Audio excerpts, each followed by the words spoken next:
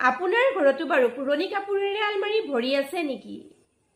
আপোনাৰ বাৰু পুৰণি কাপোৰৰ প্ৰতি খুব বেছি মোহ আছে নেকি? আপোনাৰ নাইবা আপোনাৰ সন্তানৰ পুৰণি কাপোৰবোৰ আপুনি সাঁচি ৰাখিছে নেকি? যদি আপুনি এনে কৰিছে তেনেহলে আপুনি বহুতো সমস্যাৰ সন্মুখীন হ'ব পাৰে। আমাৰ ডে বাই ডে পুৰণি কাপোৰবোৰ ইমানেই বাঢ়ি যায় যে আমি সেইবোৰ পেলাই নিদিওঁ, অতি সযতনে ৰাখি থওঁ।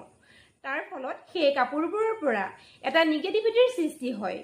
সেই ইউজ নকৰা কাপোৰবোৰত এটা নকাৰাত্মক উৰ্জাৰ সৃষ্টি হয় আৰু সেই নকাৰাত্মক উৰ্জাটো গোটেই ঘৰখনতে বিয়পি পৰে। আমাৰ ঘৰখন আমি যিমানেই চাফ চিকুণকৈ নাৰাখো কিয় সেই কাপোৰবোৰৰ পৰা এটা নিগেটিভিটি আহিবই। তাৰ ফলত আমাৰ যিকোনো কাম সহজে হৈ নুঠে, মানে আমাৰ প্ৰতিটো কামতে বাধা আহি পৰে। যেনেকৈ বিজনেছৰ ক্ষেত্ৰত হ'ব পাৰে, বিয়া বাৰুৰ ক্ষেত্ৰত হ'ব পাৰে বা যিকোনো ভাল অপৰচুনিটিৰ ক্ষেত্ৰতো হ'ব পাৰে।